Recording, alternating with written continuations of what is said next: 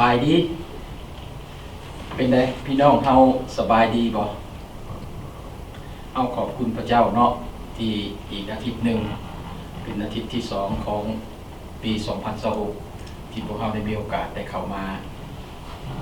สรรเสริญพระองค์เจ้ารวมกันเนาะแล้วก็ทักทายสบายดีพี่น้องของพวกเราที่อยู่ห่างไกลบ่ว่าจะอยู่แห่งหนใดทั่วทุกมุมโลกนี้เนาะที่เป็นคนลาวอยากบอกในนี่ว่าพวกเรา The New Beginning Laotian Baptist Church มีความหักต่อพวกท่านและองค์พระผู้เป็นเจ้าของพวกเรานั่นก็มีความหักต่อพวกท่านเช่นเดียวกันระยะเวลาหรือเส้นทางที่อยู่ห่างไกลนั้นบ่ได้เป็นที่สำคัญสำหรับพระเจ้าของพวกเราถ้าพี่น้องมีใจปรารถนาที่อยากรู้จักกับพระเจ้าพระองค์ทรงมีใจส่งสิ่งเหล่านี้ไปหาพี่น้องส่งความหักอันนี้ไปหาพี่น้องผ่านทางออนไลน์ YouTube ที่พวกเราเห็นอยู่นี่เนาะถ้าพี่น้องได้ยินได้เบิ่งแล้วก็ขอให้พระพรของพระเจ้าเกิดมีนำพี่น้องและก็ให้พี่น้องได้แชร์ต่อๆกันไปเพื่อว่าเฮาคนลาวจะได้ฮู้ว่าพระเจ้าที่เป็นพระเจ้าองค์ยิ่งใหญ่ที่สร้างฟ้าสวรรค์และแผ่นดินโลกนี้ทรงรักพวกเราจริง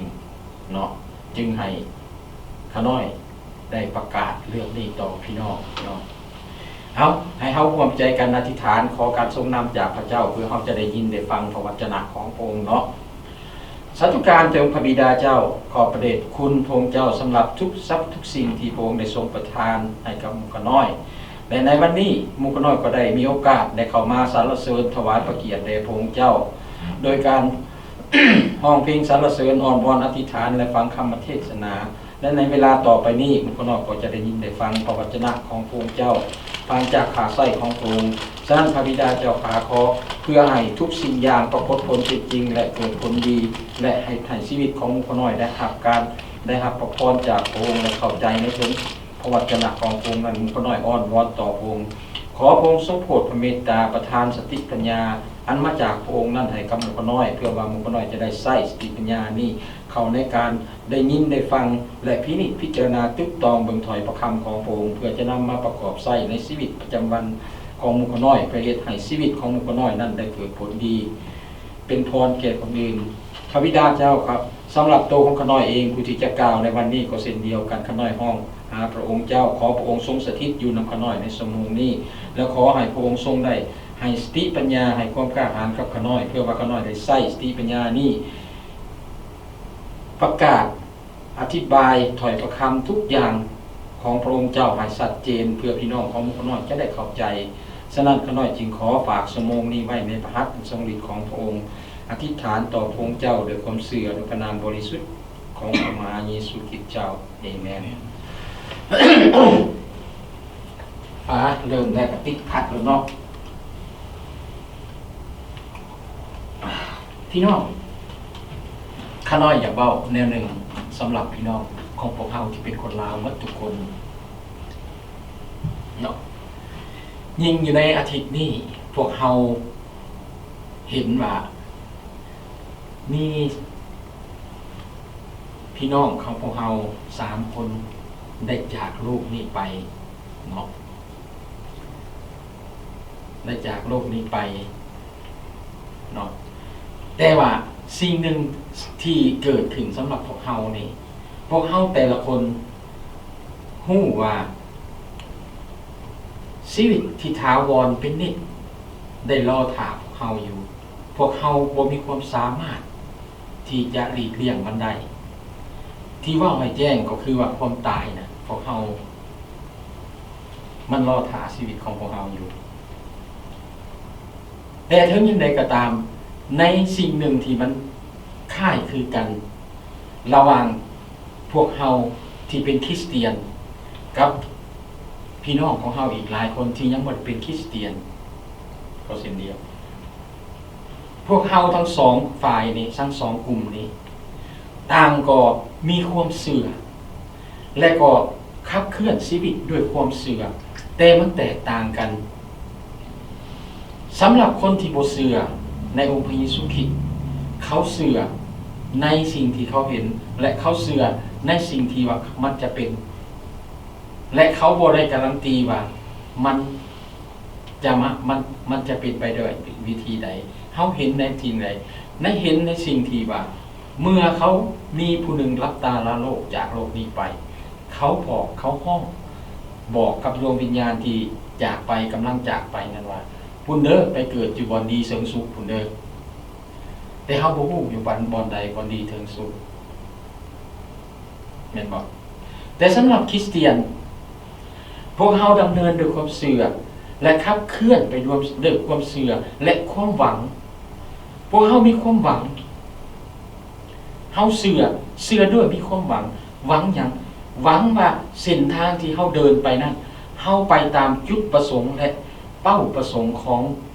องค์พระผู้เป็นเจ้าผู้ที่สร้างเขาเข้ามาในโลกนี้และเขาอยู่ในชีวิตอยู่ในโลกนี้เขาเชื่อว่าเขากำลังอยู่ในแผนการดำเนินงานของพระเจ้าและเขาเดินไปตามเส้นทางของพระเจ้าฉะนั้นพี่น้องคริสเตียนของพวกเราบางครั้งในการเดินทางของพวกเราสูญสะดุดเฮาเตะสะดุดแม่นบ่เฮาเตะสะดุดเฮาล้มเฮาขาดความมั่นใจคำเทศนาของขน้อยทีจะเทศนาในวันนี้ก็คือว่าเมื่อทานขาดความมั่นใจ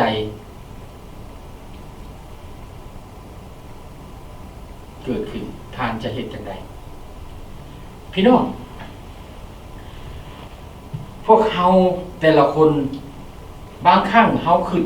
ถึงการดำเนินชีวิตของพวกเฮานี่ก็คือกันกับว่าเฮามีความรู้สึกคือว่าคล้ายๆคือกับว่าเฮากำลังแล่นแข่งกีฬาหนึ่งคือมาราธอนเพราะว่าระยะเส้นทางมันห่างไกลและในเส้นทางของพวกเฮานั้นมันจะต้องใช้ความอดทนหลายอย่างและในขณะที่พวกเฮากำลังก้าวผ่านเส้นทางที่เฮากำลังแล่นอยู่นั้นเฮาจะผ่านพากับเหตุการณ์หลายสิ่งหลายอย่างมีทั้งสถานการณ์เหตุการณ์ที่ดีและมีทั้งสิ่งที่น่าสมชื่นน่าสนใจตลอดเส้นทางที่เดินของพวกเราแต่ถึงอย่างไรก็ตามทั้งหมดทั้งมวลในการแล่นของพวกเรานั้นมันจะต้องมีความอดทนความมั่นใจและความมั่นใจของเราจะเป็นอยู่ไปวางไว้อยู่บนใดพวกเราที่เป็นคริสเตียนเฮาวางความมั่นใจไว้ในการที่พระเยซูคริสต์ได้การันตีให้กับพวกเราว่าทางเส้นทางของพระองค์นั้นคือทางที่เป็นหายชีวิตและมีแต่ทางเดียวที่จะไปถึงแผ่นดินสวรรค์ของพระเจ้าฉะนั้นเฮาจะต้องวางความมั่นใจของเฮานั้นไว้ในความค้ำประกันขององค์พระผู้เป็นเจ้าของพวกเฮาคือให้ชีวิตของพวกเฮาเข้าอยู่ในแผนการของพระเจ้าและความเต็มใจที่จะเสียสละเพื่อพระคริสต์พี่น้องที่รักในการกระทำมานี่พวกเฮาสามารถเอาชนะได้กับทุกสิ่งที่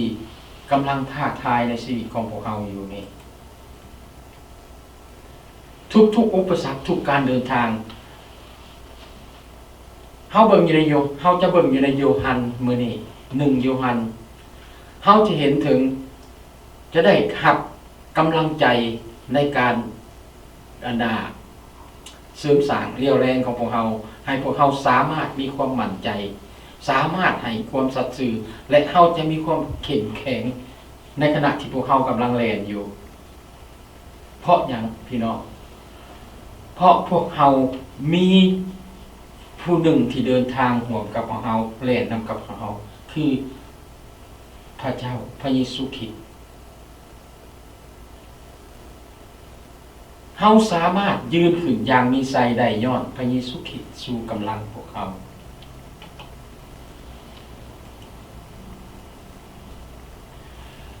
ถ้าพี่น้องมีพระคัมภีร์ขอเชิญชวนพี่น้องเปิดไป1โยฮันบทที่3ข้อที่21-24พวกเฮาจะได้อ่านนำกันและมาศึกษานำกันอยู่ในถ้อยพระคำในเพิ่นเว้าหยังกับพวกเฮา 1 โยฮันบทที่3ข้อที่21 24ได้เว้าดังนี้พวกที่หักพวกที่หักคือพวกใดคือพวกเฮาที่เป็นคริสเตียนนี่ล่ะถ้าใจของพวกเฮาบ่กล่าวโทษใส่ตัวเฮาก็มีความแน่ใจต่อพระพักของพระเจ้าถ้าเฮาบ่ discredit เจ้าของเอง เฮามีความมั่นใจในคำเว้าของพระเจ้าทุกตอนพี่น้องและพวกเฮาขอให้สิ่งใ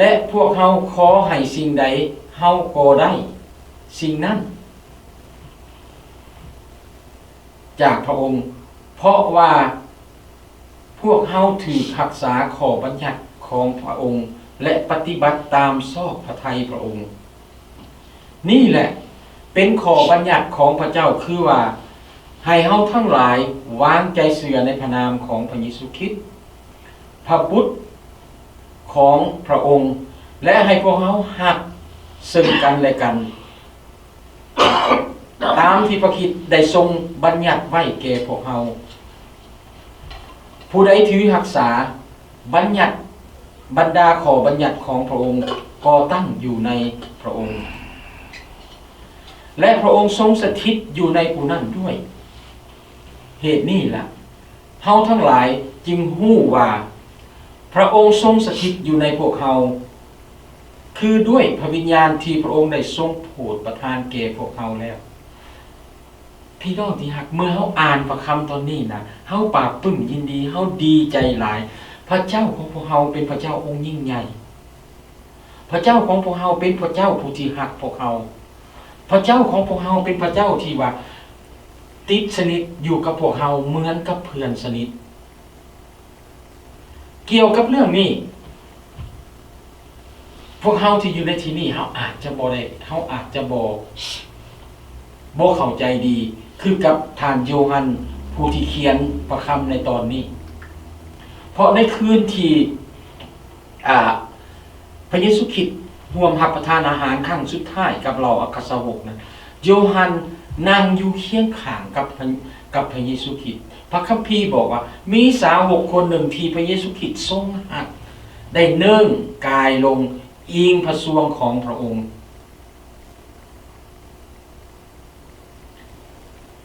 ผู้ใดเป็นผู้นั้น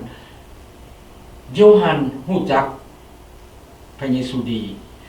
เมื่อพระเยซูคริสต์ไปที่ภูเขาในการลักษณะเปลี่ยนพระกายนั้นโยฮันก็ไปนำเพิ่นอยู่ถึงภูเขานั้นเห็นการเปลี่ยนลักษณะของพระองค์โยฮันผู้เดียว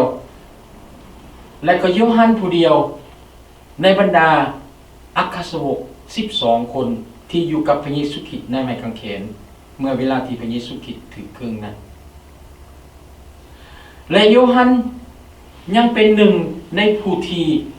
แล่นไปอุโมงค์ที่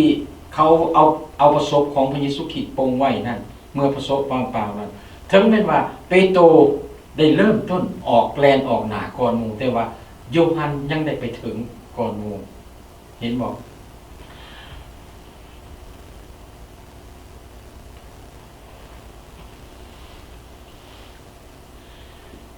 และเขาพบเห็นว่าถึงว่าโยฮันได้ซิดสอนคริสตจักรในสมัยเริ่มต้นให้กับทุกคนทุกชนชาติให้เข้ามาหาพระเจ้าได้ถ้าหากว่าเขาเชื่อฟังคำสอนคำสั่งของพระเจ้าอยู่ในวันนี้เขาเห็นหัวใจที่โยฮันต้องการอยากให้เขาเห็นคืออย่างคืออันที่หนึ่งคือความเชื่อนี่เป็นคำสั่งขององค์พระเยซูคริสต์นี่แหละเป็นข้อบัญญัติที่พระเจ้าเป็นข้อบัญญัติของพระเจ้าคือให้เฮาทั้งหลายวางใจเชื่อในพระนามของพระเยซูคริสต์พระบุตรของพระองค์คือให้เฮาวางใจในองค์พระเยซูคริสต์ในนามสื่อของเพิ่น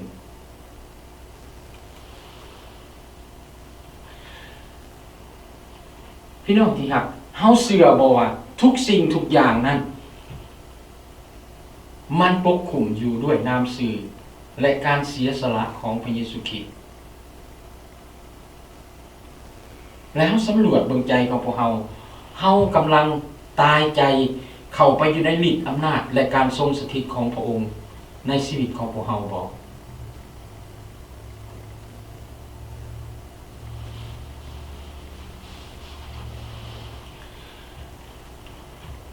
และความเชื่อนี่มันมีความสำคัญแนวใดต่อชีวิตของพวกเฮา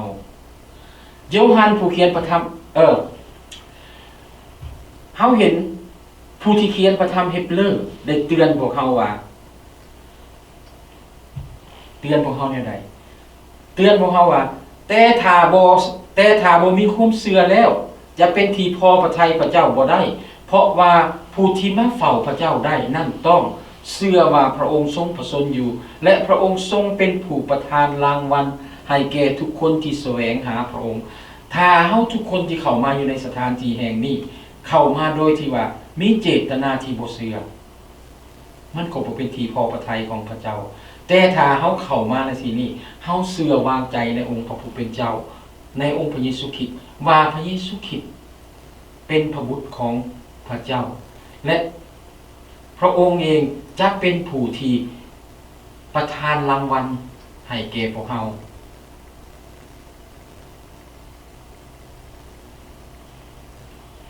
พี่น้องที่รักเมื่อเฮาเชื่อฟังพระคำของพระเจ้าและไว้วางใจพระองค์ในทุกๆสถานการณ์เฮาทั้งหลายยิ่งเข้าใจว่าโลกจักรวาลอันนี้ได้ถูกสร้างขึ้นด้วยพระคำของพระเจ้าฉะนั้นคริสเตียนจึงยอมรับรู้ว่าพวกเขาได้ถูกสร้างขึ้นในโลกนี้ด้วยพระเจ้าและพวกเขาจึงรู้ว่า purpose หรือว่าจุดประสงค์ที่พระเจ้าสร้างเขาเข้ามาในนี้เพื่อจุดประสงค์อันใดเห็นบ่แต่คนที่บ่ได้ฮู้จักบ่มีความเชื่อวางใจในพระเจ้านี่เขาเข้ามาในโลกนี้เขาเข้ามาเมื่อเขาประเสริญกับปัญหาต่างๆเขาจะบอกว่าเขากำลังประเสริญกับปัญหากับบาปกรรมที่เขาเคยเห็นแต่สำหรับพวกเขาเข้ามาในโลกนี้เขาเข้ามาเพื่อซอกแสวงหาสง่าราศีของพระเจ้าและเฮ็ดตามพระประสงค์ของพระเจ้าที่พระเจ้าต้องการอยากให้เขาเป็นเกลือและแสงสว่างสำหรับโลกนี้เห็นบอกฉะนั้นคริสเตียนจึงยอมรับในเรื่องนี้ว่าพวกเขาโลกนี้โลกจักรวาลนี้ถูกสร้างขึ้นโดยพระเจ้าและพระองค์ทรงเป็นเจ้าของและเฮาที่เป็นมนุษย์นี้เฮาก็ถูกสร้างเขาขึ้นมาในโลกนี้โดยพระองค์เช่นเดียวกันอันที่สองความหัก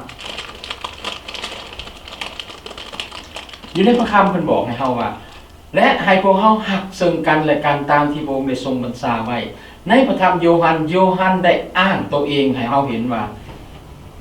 เป็นผู้ที่พระเยซูหักผู้ที่พระเยซูหักพี่น้องเมื่อเฮาฟังข้อความเหล่านี้มันก็คือว่าแปลกประหลาดและก็อันน่าเป็นเรื่องแปลกแต่ว่าเกี่ยวกับผู้เขียนคือโยฮันนั่นมันไม่ได้เป็นเรื่องแปลกเขาเห็นนักค้นคว้าพระคัมภีร์ได้ให้เหตุผลหลายอย่างกับที่โยฮันได้เขียนบอกว่าผู้ที่พระเจ้าหักผู้ที่พระเจ้าหักก็เพราะอย่าง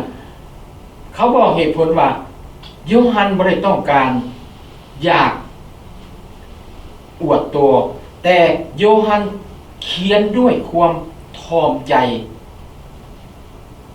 เพราะว่าทานเขียนเวลาทานเขียนพระธรรมของโยฮันนั่นมันมีหลายสิ่งหลายอย่างที่เกิดขึ้นและทานบ่อยากใส่ให้ตัวเองเป็นจุดศูนย์กลางแทนที่เขาจะมองเห็นเวลาเขาอ่านพระคำของโยฮันนั่นเขาจะเห็นว่าเขาจะเห็นเรื่องของพระเยซูคริสต์แล้วเขามาเห็นความสนใจอยู่ในของนั้นดึงดูดความสนใจเอาความเห็นแก่ตัวของโยฮันเนี่ย มาดึงดูดความสนใจของเราไปทานไม่ได้ต้องการอยากให้เป็นนั้นฉะนั้นทานจึงเขียนบอกว่าผู้ที่พระเยซูหักปานนั้นเฮาอ่านเห็นผู้ที่เพิ่นเขียนว่าผู้ที่พระเยซูหักแม่นผู้ใดเฮาก็ต้องการอยากฮู้เฮาจึงไปค้นคว้าในหลายฉบับออกมาจึงฮู้ว่าผู้ที่เว้าถึงนี่แม่นโยฮันแต่สำหรับคนอื่นๆได้ว่ามันเป็นการพรรณนาให้เห็นถึงการสนิทสนมและความผูกพันของซึ่งมีความมั่นคงและแน่นแกนของโยฮันกับพระเยซูคริสต์แต่ถึงอย่างไรก็ตามพวกเขาเห็นว่ามันเป็นการแสดงให้เห็นถึงความกระสับแน่นในความหักพระเจ้าทรงหักพวกเขาจริงทรงหักมนุษย์จริงและพระเยซูคริสต์ผู้เดียวเท่านั้นที่จะแสดงที่เป็นผู้แสดงความยิ่งใหญ่พระเยซูคริสต์เป็นผู้ที่ยิ่งใหญ่ที่สุดเนาะ1 โครินธ์บทที่13ข้อ23จึงบอกว่าบัดนี้ยังตั้งอยู่3สิ่งคือความเชื่อความหวังและความหักแต่สิ่งที่ใหญ่กว่าหมู่นั้นคือความหักเห็นบ่ความหักยิ่งใหญ่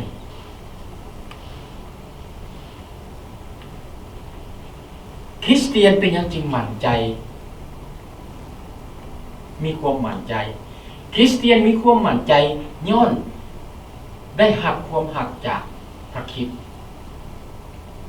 เข้าใจในความหักของพระคริสต์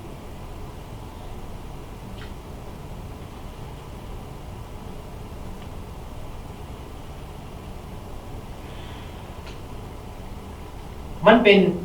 การเตือนความหักมันเป็นการเตือนใจพวกเราว่าพระเยซูคริสต์หักโยฮันและพระเยซูคริสต์หักพวกเราเช่นเดียวกับหักโยฮันสิ่งนี้ มันเริ่มเฮ็ดให้พวกเรามีคำถามพวกเราจะเปลี่ยนแปลงตัวเองในเวลาที่พวกเราเกิดความสงสัยเกิดความผิดหวังความล้มเหลวในชีวิตของพวกเราและพวกเขาเฮ็ดหยังพวกเขาจะยืนขึ้นด้วยตัวของเขาเองหรือพวกเขาจะหันมาหาความหักขององค์พระเยซูคริสต์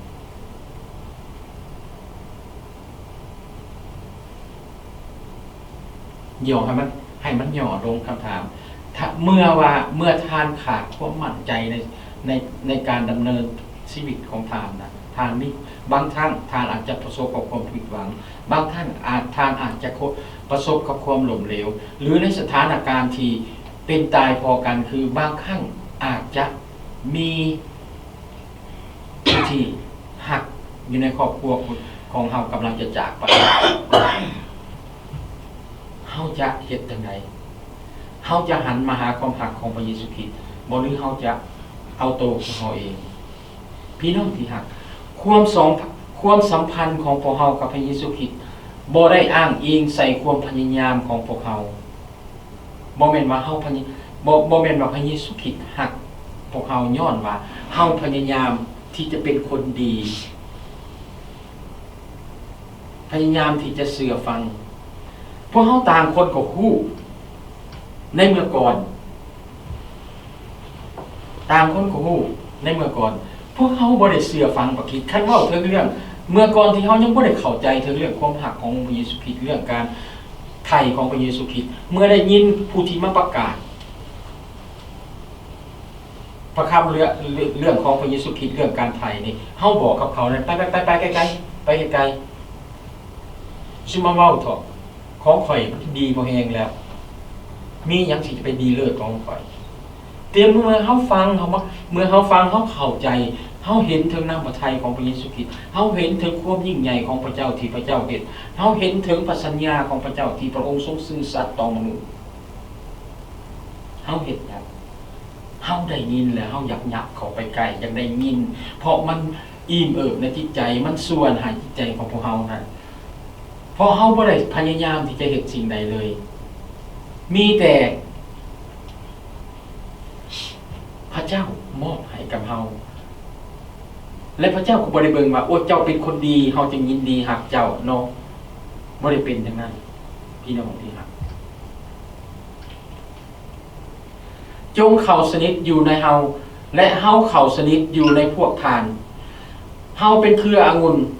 ทานทั้งหลายเป็นกิ่งผู้ที่เข้าสนิทอยู่ในเฮาและเฮาเข้าสนิทอยู่ในผู้ใดผู้นั่นแหละจะเกิดผลหลายเพราะแยกจากเฮาแล้วพวกทานบ่อาจเฮ็ดสิ่งใดได้โยฮันบทที่15ข้อ4ข้อ5เห็นบ่ในการสนิทติดแท้อยู่กับองค์พระเยซูคริสต์มันเฮ็ดสร้างความมั่นใจของเฮาเพราะเฮารู้ว่าพระเยซูคริสต์ก็อยู่นำเฮาพระเยซูคริสต์ก็รักเฮาพระเจ้าเอิ้นให้พวกเฮาได้เข้ามาพักผ่อนในความรักของพระองค์เฮาน่าเสียดายที่เห็นตั้งนั่งของพวกเฮาในสถานที่นี้ยังหลายตั้งวางหลายคนขาดที่จะเข้ามาจะมาหลักความพักผ่อนจะมาหลักความสมสื่นยินดีจะได้มา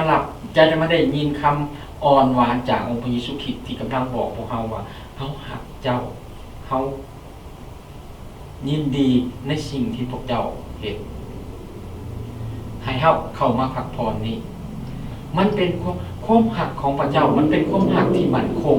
และบ่มีการเปลี่ยนแปลงถึงแม้นว่าเฮาจะสงสัยพระองค์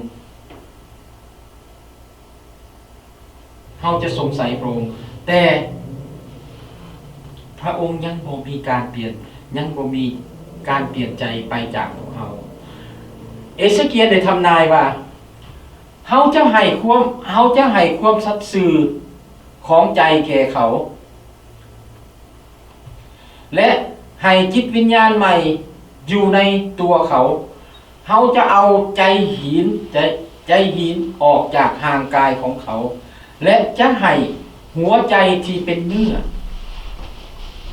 หมายความว่าหัวใจที่อ่อนน้อมหัวใจทั้งฝ่ายจิตวิญญาณหัวใจที่แข็งกระด้างหัวใจที่เป็นหินนั่นพระเจ้าจะเอาออกไปตรงนี้มันเป็นคำทำนวยของเอเชียเลยทำนวยไว้ก่อนหน้านี้หลายปีมาแล้วหลายพันปีมาแล้วพี่น้องที่รักพระเจ้าสร้างหัวใจของพวกเรา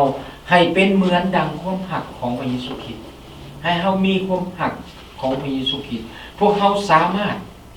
ร่วมมือกับพระองค์ได้หรือพวกเราจะกบฏต่อสู้พระองค์พวกเขาได้ยินในสมองดีโวชั่นมื้อเช้านี่ที่อาจารย์ซอได้นำเสนอพวกเราให้เขาได้เข้าศึกษาเบิ่งว่าหินที่เขาดูสนุดเป็นจังไดมันจะผู้ที่ต่อสู้เป็นจังไดผู้ที่บ่ต่อสู้เป็นจังไดเห็นบ่นี่คือการเมื่อความรักของพระเจ้าเอาให้กับเฮาแล้วเฮาจะมีความปิติยินดีร่วมมือกับพระองค์บ่หรือเฮาจะกบฏต่อสู้หลายๆครั้งความสับสนความเจ็บปวดก็อาจสักนำเฮาให้มีใจหินแข็งกระด้างมันง่ายที่จะเป็นแบบนี้เมื่อพวกเฮายึดถือต่อคำสั่งสองข้อของพระเจ้าคือความเชื่อและความหักเฮาได้ครับรับค้ำประกันต่อชีวิตของพวกเฮาการวางใจในพระเจ้าและดำเนินชีวิตของเฮาตามหลักการแห่งความหักและการเสียสละของพระเยซูคริสต์บ่แม่น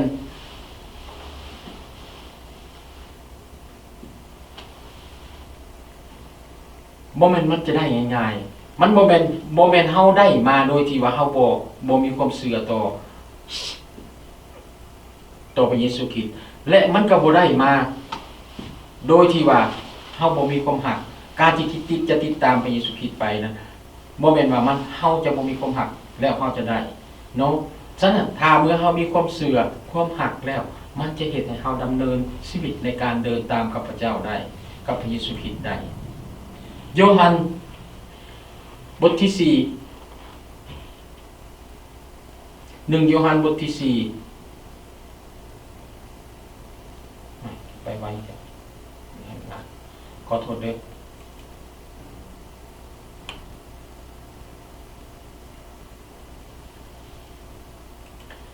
โ โยฮันบทที่ 4 ข้อ 1 หาข้อ 4 พวกที่หักเอ่ยอย่าเชื่อวิญญาณทุกดวงแต่จงพิสูจน์ว่าวิญญาณทั้งหลายนั้นว่ามาจากพระเจ้าหรือบ่เพราะว่าผู้ทำนวยปลอมหลายคนได้ออกไปในโลกนี้ด้วยข้อนี้แล้วเจ้าทั้งหลายก็จะฮู้จักพระวิญญาณของพระเจ้าคือวิญญาณทั้งปวงที่ยอมรับฮู้ว่าพระคริสต์ได้เสด็จลงมารับชาติเป็นมนุษย์วิญญาณนั้นก็มาจากพระเจ้าและวิญญาณทั้งปวงที่บ่ยอมรับฮู้พระเยซูคริสต์วิญญาณนั้นก็บ่ได้มาจากพระเจ้าวิญญาณนั่นแหละเป็นวิญญาณของผู้ที่ต่อสู้พระคริสต์ซึ่งเจ้าได้ยินว่าจะมาและบัดนี้อยู่ในโลกแล้ววิญญาณดังกล่าวนั้นมันอยู่ในโลกได้เข้ามาในโลกนี้แล้วคอยคำเหล่านี้โยฮันได้เขียนไปถึงคริสตจักรในสมัยต้นๆมันเป็นสิ่งที่สำคัญที่จะรับรู้ว่ามันเป็นภัยอันตรายและน่าย่านกลัวต่อชีวิตคริสเตียนของพวกเราในขณะที่เราดำเนินชีวิตของพวกเราในวันนี้พี่น้องอยากให้เราได้ใช้เวลาคิดจักน้อยหนึ่งเกี่ยวกับคริสตจักรในสมัยเริ่มต้นในคริสตจักรสมัยเริ่มต้นเราเบิ่งถ้าเราสำรวจอยู่ในอันนากิจการพระธรรมกิจการหลังจากวันเพนทะคอสต์ไปเราเห็นอย่างเกิดขึ้นหลายอย่างแม่นบอกมีการปากภาษาแปลกๆคนที่บ่ได้เรียนรู้ภาษาแต่เว้าอีกภาษาหนึ่งได้ปากอีกภาษาหนึ่งเป็นภาษาแปลกๆแล้วเราก็เห็นว่าในการเทศนาของเปโตรและในการปฏิบัติเวียกในการปฏิบัติการช่วยเหลือของเปโตรการประกาศข่าวของเปโตรเฮาเห็นว่าเราอัครสาวกได้ให้ประชาชนได้รับการปีนปัวแม้แต่ว่ามีครั้งหนึ่งเฮาอ่านเห็นเป็นบอกมีผู้ชายคนหนึ่งที่ขณะที่ฟังเทศนาอยู่นั้นเรานอนหลับตกจากปงเยี่ยมลงมาตายแต่ว่าผู้ชายคนนั้นได้ถือปุ๊กขึ้นมาจากคนตายแล้วก็เห็นในบรรดาที่การทำงานของเหล่าอัครสาวกเขาเจ้าถือคุกถือค้างอยู่ในคุกแต่เทวดาไปเปิดประตูคุกให้กับเขามีหลายสิ่งหลายอย่างที่เป็นการอัศจรรย์ที่เกิดขึ้นในสมัยต้นๆนั้นแต่ถึงปานนั้น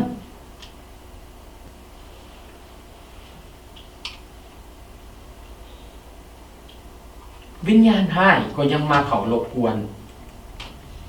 ซาตานรบกวนเฮ็ดให้เกิดสงครามทางวิญญาณ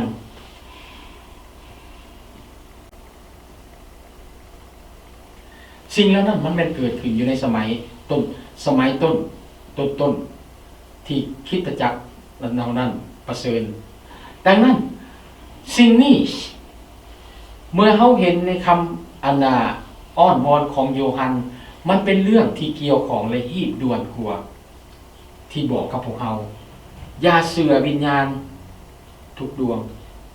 อย่าเชื่อวิญญาณทุกดวงมันง่ายที่เฮาจะลืมว่าคริสตจักรต้นเฮาเห็นว่าในคริสตจักรในสมัยต้นตอนธมิตรเขาเจ้าก้าวเข้ามาสู่พระคัมภีร์ใหม่แต่บ่แม่นว่าในเวลานั้นเขามีพระคัมภีร์ใหม่แล้วนะพี่น้องข้าเจ้ายังบ่ทันได้มีพระคัมภีร์ใหม่เถื่อแต่การดำรงชีวิตของพวกเขาในการดำเนินไปตามพระประสงค์ของพระเจ้าของพวกเขาเฮ็ดหยังเขาเฮ็ดตามแบบอย่างของเหล่าอัครสาวกที่เป็นพระคัมภีร์ให้กับเขาในเวลานั้นเห็นบ่เขายังบ่ทันได้มีพระคัมภีร์เถื่อตอนนั้นแต่เขาดำเนินชีวิตตามแบบอย่างของเราอัครสาวกเพราะว่าเขาถือว่าเราอัครสาวกได้เฮียนเอาแบบอย่างจากองค์พระเยซูคริสต์เพราะเขารู้ว่าคนเหล่านั้น ติดตามในจุดนี้มันเป็นสิ่งหนึ่งอีกที่สำคัญสำหรับพวกเราทุกคนที่เป็นผู้นำคริสตจักรกำลังดำเนินชีวิตในคริสตจักรพี่น้องการถวายตัวดำเนินชีวิตการถวายตัวรับใช้ในคริสตจักรในอันใดก็ดีมันจะต้องสร้างพวกเราขึ้นด้วยการที่จะต้องฝึกฝนและเรียนรู้ถ้อยประคำของพระเจ้าจากการเราท่องจำประคำของพระเจ้าและเรียนรู้ซอกคนเบิ่งตัวอย่างที่มันเกิดขึ้นในหันแล้วนำมาเฮาจะต้องบ่เพียงแต่เท่านั้นมันจะต้องได้ถวายทั้งตัวของพวกเราคือเฮาจะต้องได้เป็นแบบอย่างและตัวอย่างในการดำเนินชีวิตในคริสตตัวจริงให้กับสมาชิกในโบสถ์ของพวกเราได้เห็นเพื่อเขาจะเจริญขึ้นเขาจะตามให้พี่น้องทำถ้าเฮาคนมาในนี่และเฮาบ่ฮู้ที่จะเลี้ยงเขาจะตามไปมันก็บ่เป็นหยังกับมันก็บ่ต่างหยังเขาเจ้าคนเข้าป่านั่นเนาะผู้ลางคนไปเฮียนคนเข้าป่าจะต้องคนไปด้านเดียวกันเด้ออย่ากลับด้านแต่เฮาบ่ได้บอกว่าเพิ่นบ่ได้บอกบ่ได้ฟังว่าเป็นหยังจึงบ่ให้กลับด้านเป็นหยังจึงให้ไปคนเดียวซ่าๆแต่ข้างเดียวเพราะการผสมแป้งมันเป็นเนื้อเฮาบ่เข้าใจในสิ่งเหล่านั้นเส้นเดียวกันนี่แหละถ้าเฮาเป็นผู้นำบ่ได้ให้การแบบให้เป็นแบบอย่างกับเขาเจ้ามันก็กลับคือกับสิ่งที่เฮาเว้ากันมากี่นี้แหละฉะนั้นสิ่งหนึ่งที่พวกเฮาได้ในเวลานี้พวกเฮาคนในสมัยต้นๆเขาเจ้าบ่ได้ติดตามพระคัมภีร์แต่เขาติดตามแต่ในสมัยของพวกเฮามีพระคัมภีร์ใหม่เฮาเห็นอยู่ในพระคัมภีร์เดิมอยู่ในพระคัมภีร์ใหม่ตอนเขาเจ้าเกิดนี่แม่นจิตวิญญาณอันเดียวที่เขามาแทรกซึมในคริสตจักรเริ่มต้นนั่นเฮ็ดให้เขาสับสนก็คือกับคนยิวในสมัยนั้นเขาถึงแม้ว่าเขารู้จักกับเรื่องของพระเยซูคริสต์ใหม่ๆแต่เขายังเอาสนทนาถึงเรื่องสิ่งที่เก่าๆเข้ามาฉะนั้นเฮาเห็นเมื่อเฮาเบิ่งอยู่ในอันYouTube ในทุกวันนี้เฮาตกใจเฮาเห็นการนมัสการของแต่ละบอนแต่ละทีที่พระเจ้าเฮ็ดเฮาบ่ฮู้ว่าอันใดถูกอันใดผิดได้ให้พี่น้องได้ตัดสินใจเอาถ้าเฮาคิดว่าสถานที่แห่งนี้สถานที่ของเป็นห้องประชุมของพระเจ้านี่เป็นที่ถวายเกียรติให้กับพระเจ้านี่แต่เฮาสิมาย้อนถวายอยู่ในนี่ข้าน้อยบ่อยากว่าพี่น้องมาฟ้อนระวงกันอยู่ในนี่ด้วยความม่วนซื่นมาเฮาเข้ามาอยู่ในองค์พระพุทธเจ้าเขามีความสมชื่นยินดีนะมันถือบ่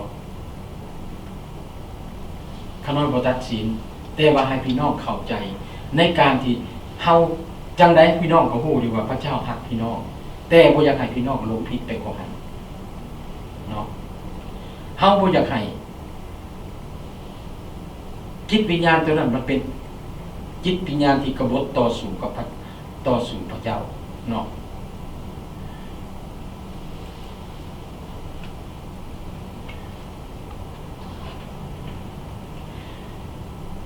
แต่โยฮันได้นำข้าเจ้าให้เข้าใจถึงความลึกลับทางฝ่ายจิตวิญญาณของผู้ที่ต่อสู้พระคริสต์เข้ามาในโลกนี้หลายพันปีและเข้ามาอยู่ในทุกวันนี้มันเข้ามาอยู่ในบ้านของพวกเราเข้าอยู่ในคริสตจักรของพวกเราเข้าอยู่ในชุมชนของพวกเราให้ทุกคนมันเข้ามายึดไอตัวของพวกเราเพิ่นนึงโยฮันกล่าวว่าได้ไหนเจ้าได้ยินว่ามันจะมาและบัดนี้มันอยู่ในโลกนี้แล้วพี่น้องที่รัก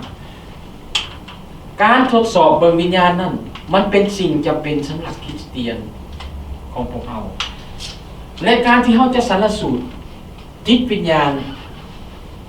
ว่ามันเป็นวิญญาณจริงหรือว่าบทมันปลอมอย่างไรถ้าคริสเตียนบ่ใฝ่เรียนรู้ที่จะอ่านพระคัมภีร์ที่จะลงลึกในการศึกษาพระวจนะของพระเจ้า มันยากที่พวกเราจะวิจัยและเข้าใจถึงคำเว้าของคนที่กำลังบอกกำลังสอนเราอยู่นี่ว่าใจของเขาสอนเพื่อเขาเองบอกหรือใจเขาสอนด้วยพระคำของพระเจ้าที่ต้องการอยากให้เราเข้าใจถึงจุดประสงค์และแกนแท้ในการดำรงชีวิตของพวกเรานั่นมันเป็นสิ่งสำคัญฉะนั้นเพิ่นจึงสูตรบอกว่าจงพิสูจน์วิญญาณทั้งหลายนั่นว่ามันมาจากพระเจ้าหรือเพราะว่าผู้ทำนวยปลอมหลายคนได้ออกไปในโลก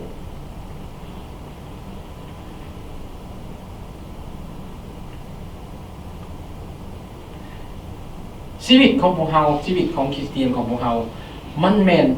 ชีวิตที่ขึ้นอยู่กับจิตวิญญาณที่มาจากพระเจ้าเฮาได้ยินอยู่ตัวของพวกเราเป็นพระวิหารเป็นวิหารของพระเจ้าของพระวิญญาณบริสุทธิ์พระเจ้าให้พระวิญญาณบริสุทธิ์ของพระเจ้าเข้ามามีส่วนอยู่ในชีวิตของพวกเราพี่น้องที่รักอยากบอกกับพวกเราทุกคนที่เป็นผู้นำเป็นศิษยาภิบาลเป็นผู้สอนพระวจนะของพระเจ้าให้พวกเราระมัดระวังในการถ่ายทอดคำสอนของพระเยซูคริสต์เพื่อเฮ็ดให้สมาชิกคริสตจักรของพวกเรานั้นเข้าใจน้ำพระทัยของพระเจ้าเพื่อให้เขามีความมั่นใจในพระเจ้ามีความฟื้นมีความเพิ่มพูนชีวิตทางฝ่ายจิตวิญญาณอยู่ในพระเจ้าและรับรู้ถึงว่าเขาจึงสามารถรับรู้ถึงคำสอนปลอมหรือคำสอนหลอกลวงทางฝ่ายจิตวิญญาณเพื่อเขาจะสามารถเอาชนะต่อการหลอกลวงนั้นได้เอเมน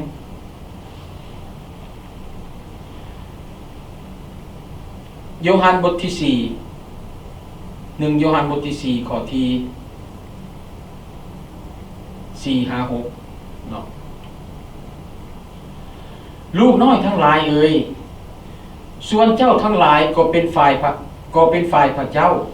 และได้ชนะเขาเหล่านั้นแล้วเพราะว่าพระองค์ผู้ทรงสถิตอยู่ในพวกเจ้าทรงเป็นใหญ่กว่าผู้นั้นที่อยู่ในโลก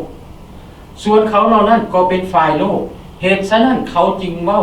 ตามโลกและก็เชื่อฟังเขาและโลกก็เชื่อฟังเขาส่วนเฮาทั้งหลายเป็นฝ่ายพระเจ้าผู้ที่รู้จักพระเจ้าก็เชื่อฟังพวกเฮาผู้ที่บ่อยู่ฝ่ายพระเจ้าก็บ่เชื่อฟังพวกเฮาดังนี้แหละเฮาทั้งหลายจึงรู้ว่าวิญญาณความจริงและวิญญาณของความผิดเห็นบ่ในพระคำได้บอกให้เฮาอย่างชัดเจนให้เฮารู้ว่าถ้าเฮาเปิดเผยพระวจนะของพระเจ้าด้วยความจริงใจด้วยความจริงของพระเจ้าอย่างแท้จริงนั้นคนที่อยู่ฝ่ายพระเจ้านั้นเขาจะฟังคนที่บ่อยู่ฝ่ายพระเจ้าเขาก็รับบ่ได้ พี่น้องครับความจริงที่ยิ่งใหญ่ที่ให้กำลังใจของเฮาแม่นพระเจ้าและแม่นพระเจ้าผู้เดียวเท่านั้นที่ยิ่งใหญ่กว่าผู้ที่อยู่ในโลกนี้คือซาตานเฮาเห็นคนหลายคนที่บ่เชื่อในพระเยซูคริสต์เขากำลังเดินนำไปพี่น้องที่หักข้าน้อยอยากถามคำถามหนึ่งถ้าเฮาฮู้ว่าโลกนี้เป็นของพระเจ้าและพระเจ้าเป็นผู้ทรงสร้างโลกนี้และพระเจ้าเป็นผู้ดำเนินในโลกนี้ในโลกจักรวาลอันนี้แต่มีผู้หนึ่งที่แทรกซึมเข้ามาคือซาตานและเฮาฮู้ว่าการทั้งหมดจะเป็นการดีหรือการชั่วนั้นแม่นเป็นการดำเนินงานของพระเจ้าฉะนั้นคำถามมีอยู่ว่าถ้าเฮาบ่ให้พระเจ้าดำเนินงานในชีวิตของพวกเฮาขับเคลื่อนชีวิตของพวกเฮาและเฮากำลังให้ชีวิตของพวกเฮาขับเคลื่อนโดยผู้ใด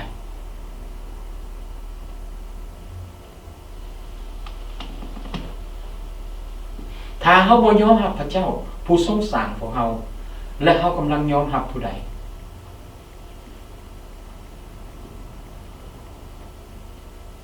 ฉะนั้นเฮาขอบคุณพระเจ้าสำหรับคริสเตียนของพวกเราพวกเรามีพระเจ้าผู้องค์ยิ่งใหญ่ที่ให้ความมั่นใจที่ให้อุปกรณ์สำคัญคือประคำของพระองค์นั้นเป็นเป็นเป็นเป็นอุปกรณ์ที่สำคัญในการต่อสู้ต่อยุทธศาสตร์ของการยุทธศาสตร์และกลอุบายของศัตรูพระเจ้าบ่เพียงแต่อยู่กับเฮาแต่พระเจ้าอยู่ในเฮาอยู่ในเฮาคือในไหนอยู่ในเฮาคือพระองค์ทรงสถิตอยู่ร่วมกับจิตวิญญาณของพวกเฮาเฮาฮู้ว่าครั้งหนึ่งพวกเฮาเคยเป็นศัตรูต่อสู้พระเจ้าและตอนนี้เฮาเป็นเพื่อนกับพระเจ้าเฮาเป็นลูกของพระเจ้าเฮาเป็นมิตรสหายของพระเจ้าเมื่อก่อนพวกเฮาจวนจะถึงพระพิโรธของพระเจ้าแล้วแต่ในเวลานี้พวกเฮาได้พ้นจากพระพิโรธในปัจจุบันนี้เฮากลายเป็นสมบัติของพระเจ้า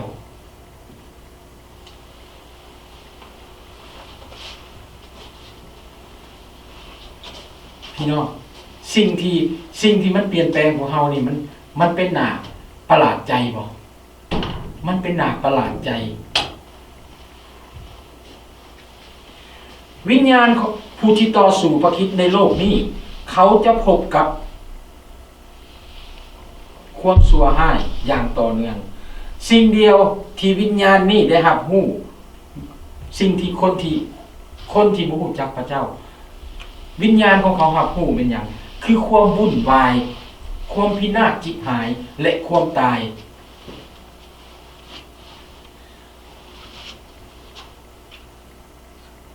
ทั้งสองอย่างนี่มันเกิดขึ้นในสมัยโบราณและปัจจุบันนี่มันก็เกิดขึ้นวิญญาณแห่งความจริงกับวิญญาณแห่งการหลอกลวงมันเข้ามาบอกและมันก็ยังสืบต่อเหตุสงครามจิตกับพวกเฮาแต่เฮามีใจฮู้ว่าเฮามีผู้ที่ร่วมเดินทางกับพวกเฮาคือองค์พระวิญญาณบริสุทธิ์ของพระเจ้าที่ประทานให้กับพวกเฮาเป็นผู้นำพาพวกเฮาและสัญญาอีกว่าพระองค์จะบ่ปราบถิ่มพวกเฮา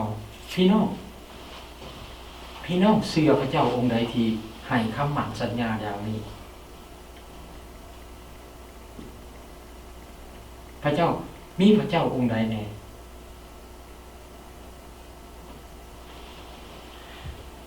เฮาจะบ่ปราบถิ่มพวกเจ้าพระเจ้าจะสถิตอยู่ในพวกเฮาดำรงชีวิตของพวกดำเนินชีวิตของพวกเฮาเพื่อ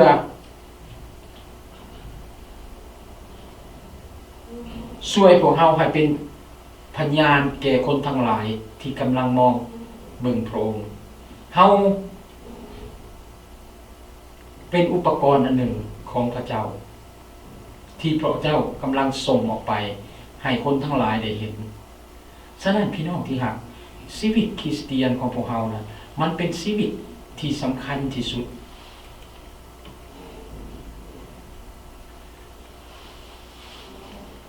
เขาฮู้เขาเห็นเฮาเขาฮู้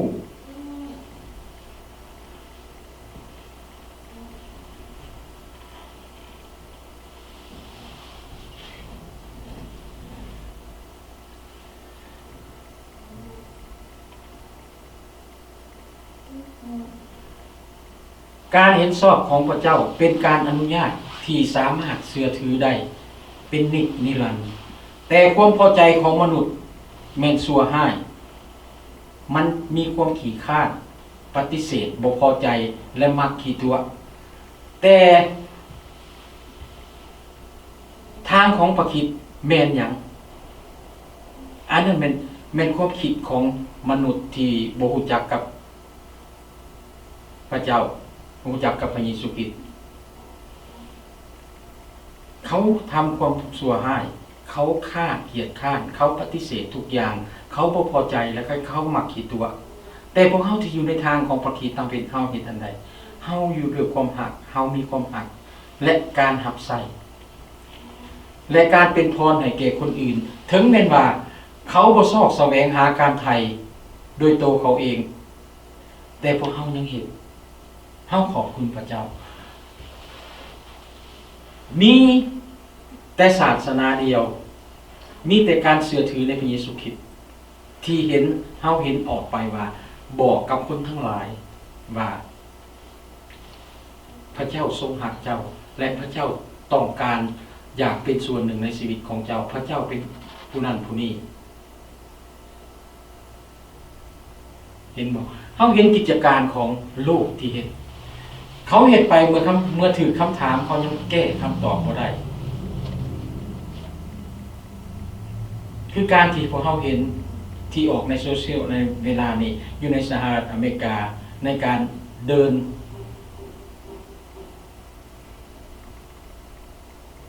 for peace พอสันติภาพเมื่อเขาถามว่าสันติภาพที่เจ้ากำลังเดินอยู่นั้นคืออันใด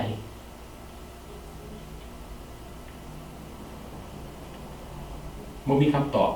แต่ผลสุดท้ายตอบได้ก็คือว่าทางกับเจ้ากับทางข่อยมันคนละอย่างกันถ้ารู้ว่ามีพระเจ้าองค์เดียวอยู่ในโลกนี้มันจะแตกต่างกันได้อย่างไรเห็นบอกฉะนั้น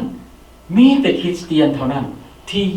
บอกกับคนที่บ่ได้อยากรู้เรื่องความการไทยแต่เฮาบอกให้เขาเจ้ารู้เพราะย้อนหยังย้อนด้วยความหักย้อนด้วยความหัก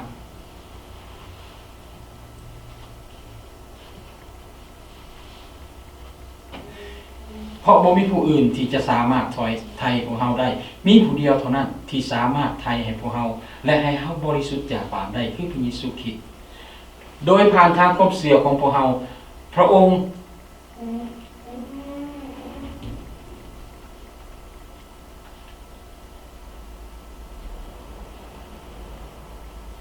พวกเฮาที่เป็นคริสเตียนพวกเฮามีประสบการณ์ในการทรงสถิตของพระเจ้าแต่เมื่อว่า